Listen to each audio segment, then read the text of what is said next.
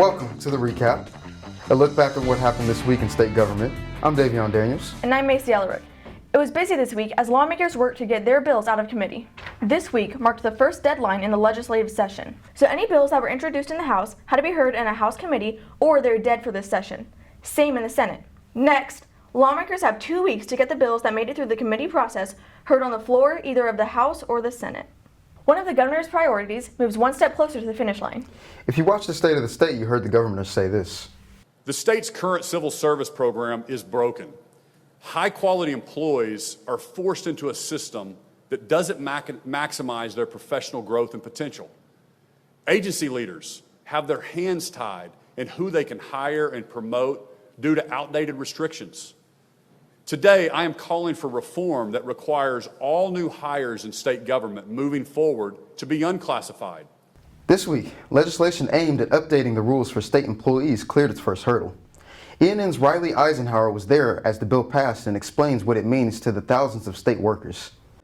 Hi, my name is Rylie Eisenhower with Epic News Network, and I'm joined with Sterling Zerley from the Oklahoma Public Employees Association. So tell us a bit about the Modernization Act. Okay, House Bill 3094 that we passed out of the general government today, it's a kind of a combination of work that we've done for several years trying to modernize the merit system. Currently, we have employees who have a due process, some do not. About 65% of the workforce have due process, the other 35% does not. And this is trying to streamline this process to include all state employees having some sort of due process and shorten that due process experience so we can get the employees back to work quicker or resolve these employment issues quicker. Thank you. So what would be some benefits or some negatives that would come along with this act?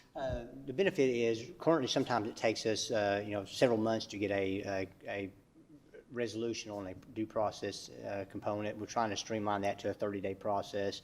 The benefits of this is to make sure that employees who provide law enforcement and who provide federal funds, state funds to the recipients of Oklahoma, they have some sort of due process in place so there's not any interference from legislators or from outside influences to make them to have a decision that's not correct based on law. Thank you. And personally, where is your stance on the act? Right now, it's a work in progress. The title's off. We like the progress we're making because we do need to modernize the system. It's not been modernized since 1982. So far, we've had a lot of great conversation with Representative Osborne on the House side and in the governor's office, so we're making some progress. So far, everything's working pretty well, and there's still a lot of components we need to put in place, like the hiring process. How is that going to look? We want to make sure the best qualified individuals will hire for the state, not because they know someone or a legislator refers them to be hired. We need to make sure we hire the best qualified employees, and that's going to be another component of the bill going forward. Thank you, Sterling. Now back to you guys. The bill to reform civil service now heads to the full House, but both lawmakers and the OPEA say there will be more work in the meantime, and there could be more changes to the legislation as it moves forward. Women in Oklahoma die when delivering babies at a higher rate than most other states. And the reality is, they don't have to. That's the message behind House Bill 3088. If Oklahoma has taken a stance to support pro-life policies, then let's start with protecting the lives of our most vulnerable. Pro-life means making the choice for the whole life. It is not okay for Oklahoma to be ranked 47th in the nation in the deaths of our babies and our mothers. Black women are 3 to 4 times more likely to die from pregnancy-related causes than white women are. Native American and Alaska Native pregnant women are over 2 times more likely to die than white women. That's led some to theorize that ultimately this disparity is at least partly caused by institutional racism in our society and our healthcare system, conscious or unconscious. So about half of maternal deaths are from preventable causes. If approved, the bill would require hospitals and birthing centers to train their staff about cultural and racial bias, and work to ensure every mother is treated the same regardless of race or cultural identity. Big topics in education this week include a measure that would impact virtual charter schools like our school, Epic Charter Schools. To explain the biggest bills impacting education this week, here's ENN's Kenzie Watson. Improving education and educational outcomes for all students, including virtual charter school students, is a priority this session. House Bill 2905 by Representative Sheila Dills would only allow students to transfer to one virtual school during the school year and would prohibit transfer to another school without approval of both the sending and receiving school. State Superintendent Joy Hoffmeister said the bill is a step in the right direction. She added, "These schools meet a legitimate educational need for many students, but we know policy has struggled to keep pace with the virtual model." The House Education Committee also approved a bill that would give the State Department of Education subpoena power. The state superintendent says the power is needed to conduct investigations into public schools to ensure accountability of all tax dollars. Critics of the legislation say the Oklahoma State Bureau of Investigation already has that power, and this bill is unnecessary. All these bills will now head to the full House for consideration. Thanks, Kenzie. Those bills will be added to the others this show has highlighted this year. And now for other priorities this session. We go to ENN's Abby Nichols with our new Lawmaker of the Week. Hi, I'm Abby Nichols, and I'm here with Senator Dave Rader. So what are your personal priorities right now? This job, you're always thinking about what's best for the state of Oklahoma. And so even though we deal with hundreds of bills, it's always in the back of your mind. Some bills are a little bit more important than others. And by that, I mean it affects more people on that. So those bills will always take your attention and should become more visible to the people, especially those that are paying attention. The ones that I've been working on, I've been working on adjusting parts of a huge opioid reduction bill that we've run the past 2 years, and each year we have to make adjustments to that bill, because as specific as you think that you are, there's always something that comes up. So we've run 2 bills this year to try to keep the number of opioid pills down in Oklahoma, and we've already made progress on that.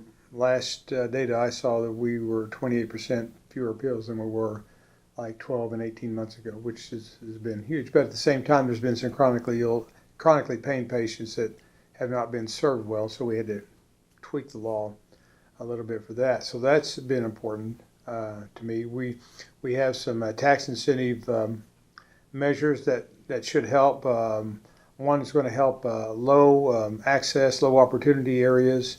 Another one is kind of it's not unique, but it's unusual in that it's going to allow for private monies to meet with public monies to come together and help build a workforce for certain industries. And so the private companies will work with maybe a career tech or something like that to maybe set up a shop or something so they can train workers. Really, really neat idea. So I like doing those things that try to help spur our economy and do some things like that. And then when it's all said and done, one of the bills that I'm having the good fortune to author is a bill that is going to determine the ownership of produced water. And produced water is the water that comes up from drilling for oil or gas. And so if we can take that produced water and recycle it and reuse it again, either to reuse it for drilling once again, or to clean it up to where it could be placed on crops, or even enough that a cattleman can use it for their cattle, or horsemen for their horses, and that would be a benefit. But Oklahoma could become a leader in recycling water from production sites on that. So those are a few of them. And again, you're talking to a politician that you ask one question and we can go 30 minutes with it. So I apologize for that. No. So what does like a normal day look like for you? Well, I don't think there's a normal day. I mean, for me anyway, when I walk in the building, I know what my schedule is, or I'm reviewing my schedule, but things changed. Like today, we were going to have the opportunity to present a bill on the floor, which means all the Senate votes on it.